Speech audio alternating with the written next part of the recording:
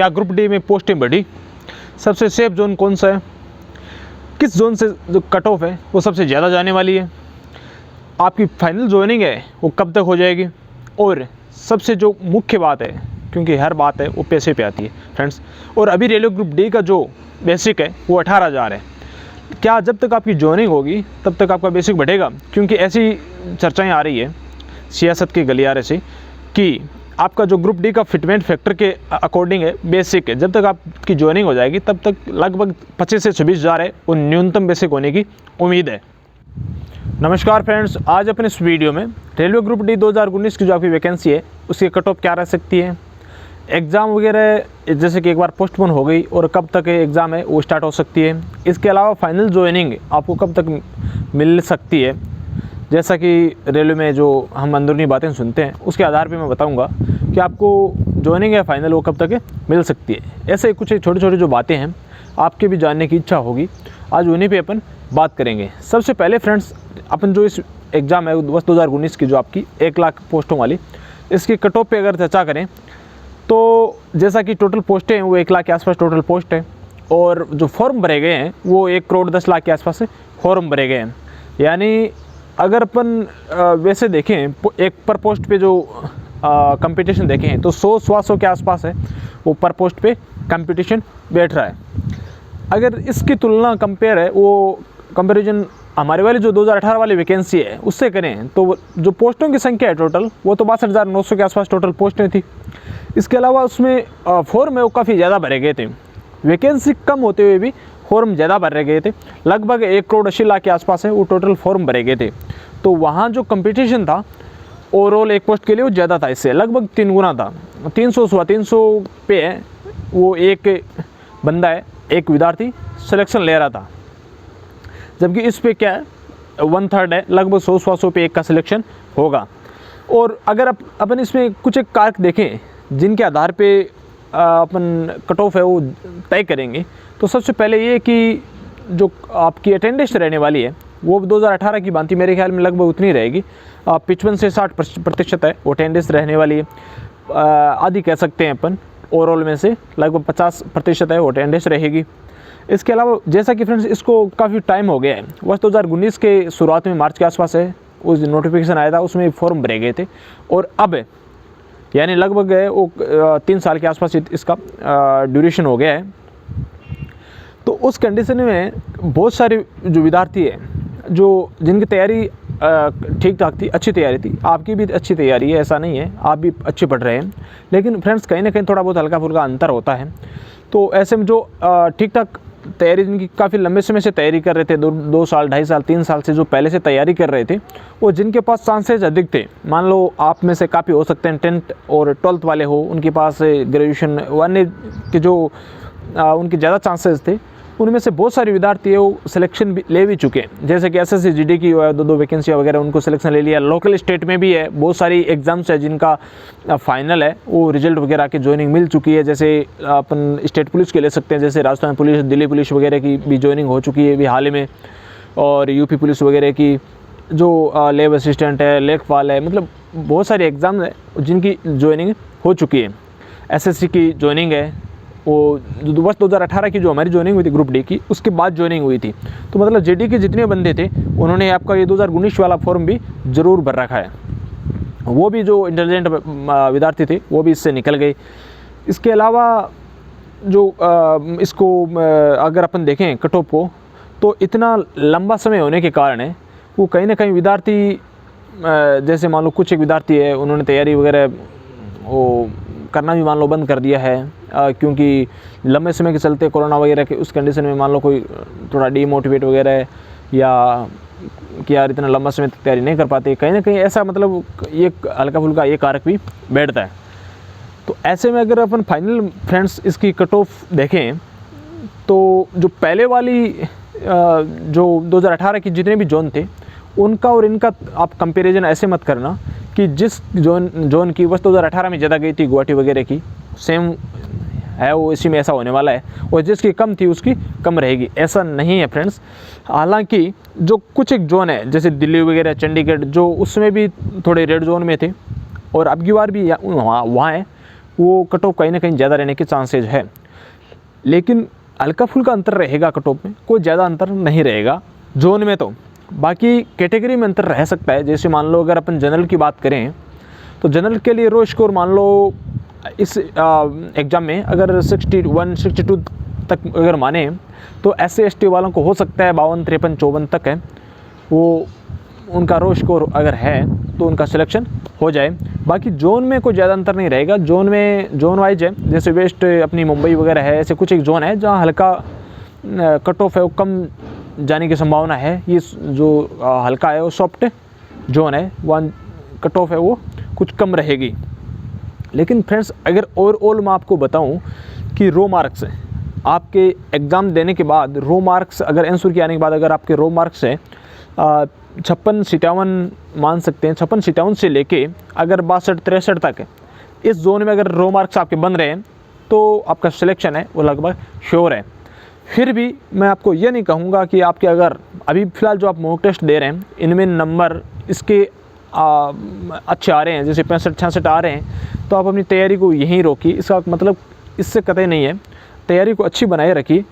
और एक बात ये भी कि आपके शिफ्टों पे डिपेंड करेगा फ्रेंड्स, कि आपके मान लो शिफ्ट एक ऐसी शिफ्ट है जिसमें एकदम क्वेश्चनों का लेवल है बहुत लो है।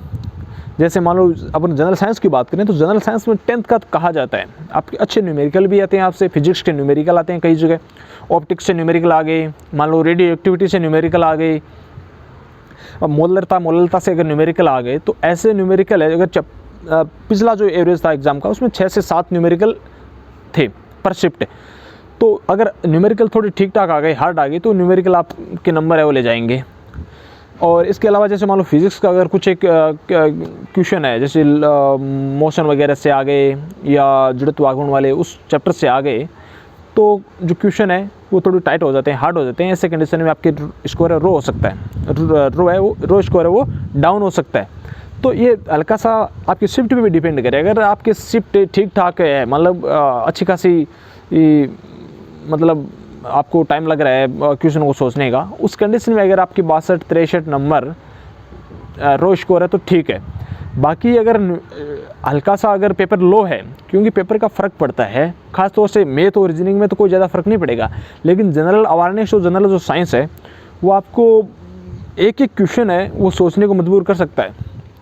ऐसे ऐसे अभयारण्य हैं, ऐसी झीलें हैं, ऐसे पर्वत हैं, पठार हैं जिनका नाम नहीं सुना, अगर वो क्वेश्चन आ गए तो कौन सा आंसर करोगे? न्यूमेरिकल हल्का सा हार्ड आ गया तो क्या आंसर करेंगे?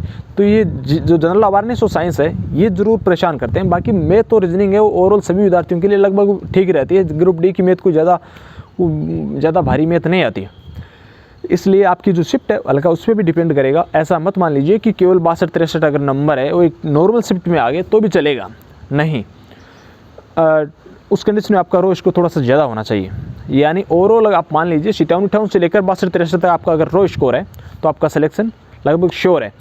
बाकी अगर अपन अब देखें फ्रेंड्स कि इसकी एग्ज़ाम कब तक हो सकती है, तो जैसा कि मेरे पास कोई ज़्यादा वैसे तो कोई ठोस प्रूफ नहीं है, लेकिन आपकी मई लास्ट तक, जून के शुरुआत तक है वो ग्रुप डी की एग्ज़ाम शुरू हो सकती है। क्योंकि इन्होंने देखो CBT सेकंड के लिए तो मना कर दिया है, केवल CBT फर्स्ट होगा।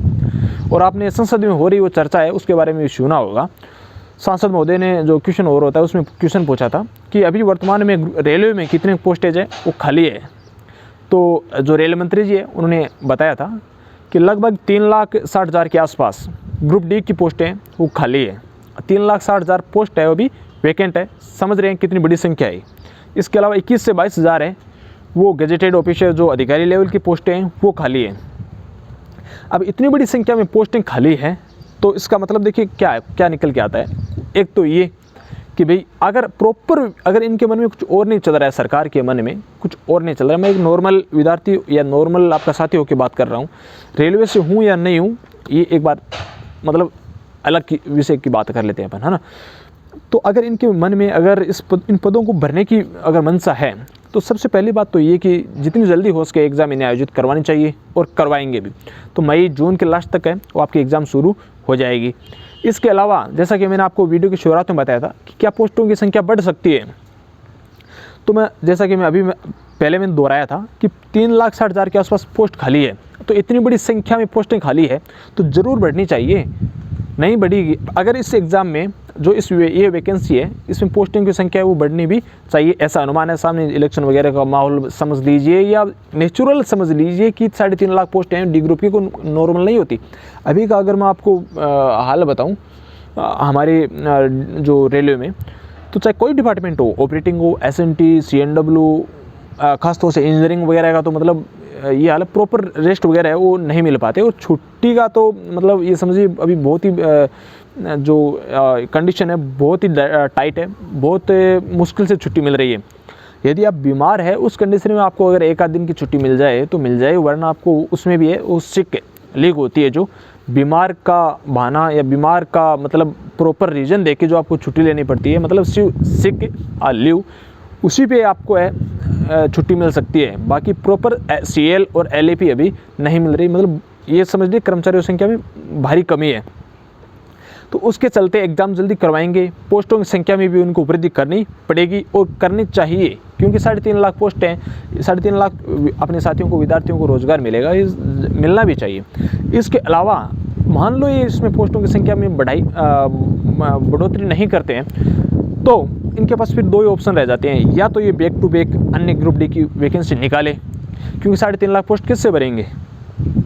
तो इसमें इलेक्शन है, इलेक्शन का हल्का सा वो अपन अगर वैसे समझें तो या तो 2024 से पहले ये इसके जैसे इसके कंप्लीट होते ही अलग वैकेंसी निकाले, या इन पोस्टों को सरेंडर ही कर दे, क्योंकि आप 3.5 लाख पोस्टें हैं, इनको खाली कब तक रखोगे। या तो ये पोस्टें सरेंडर का मतलब है 3.5 लाख कर्मचारियों की कमी है ही नहीं हमारे पास, मतलब इतने कर्मचारियों की आवश्यकता ही नहीं है।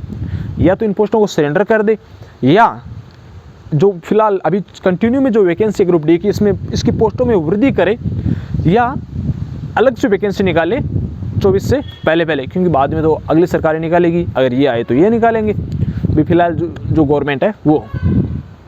अब फ्रेंड्स जो सबसे महत्वपूर्ण बात है कि आपकी ज्वाइनिंग कब तक हो सकती है अगर प्रॉपर वे में एग्ज़ाम हुए तो।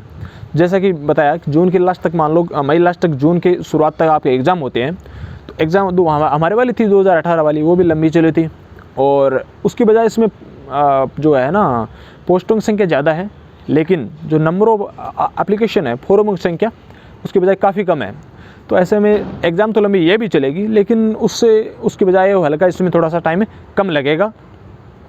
तो मेरे ख्याल में आपकी पूरी प्रोसेस होते होते जनवरी जो 23 है, जनवरी और फरवरी की शुरुआत तक आपको ज्वाइनिंग मिल सकती है।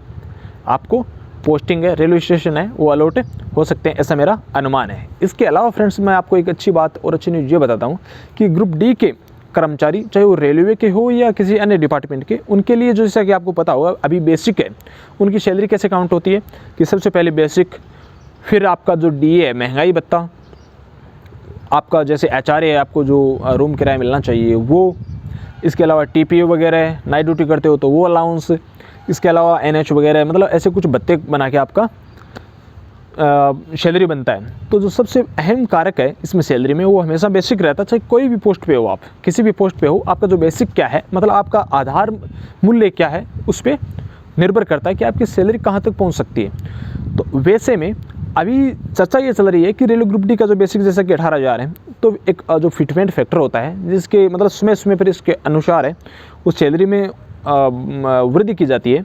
तो उसके अनुसार अभी ऐसा चर्चा चल रही है, आप भी सियासत के गलियारे से कहीं ना कहीं आपके भी कानों में ऐसी न्यूज़ आई हुई होगी, अगर आप इसमें जुड़ाव में रहते हैं न्यूज़ के। तो सैलरी का जो एक ग्रुप डी का जो बेसिक है वो 25 से 26,000 करने की उम्मीद है। और मेरे को ऐसा अनुमान है कि जब तक आप ज्वाइनिंग लेकर आओगे जनवरी फरवरी तक, तो आपको ये भी है तोहफे में मिलेगा कि आपकी बेसिक है वो 25 से 20,000 तक हो सकती है। ऐसा सुनने में आ रहा है तरह तरह की जो न्यूज़ है प्रिंट मीडिया वगैरह और इलेक्ट्रॉनिक्स मीडिया से, और आप भी इसका वो गूगल पे जाके आप भी इसके बारे में और अधिक जान सकते हैं। इसके अलावा फ्रेंड्स अगर आपके मन में कोई और भी क्वेश्चन हो तो वो मुझे कमेंट के माध्यम से बता सकते हैं। मेडिकल अपना फिजिकल वगैरह, या जैसे ग्रुप डी में प्रमोशन कैसे होता है, मतलब अन्य कोई भी अपना क्वेश्चन हो तो आप बता सकते हैं। मैं आपका भाई है वो आंसर देने के लिए तैयार हूँ। इसके रिगार्डिंग और भी अपन बातें अगले वीडियो में करेंगे।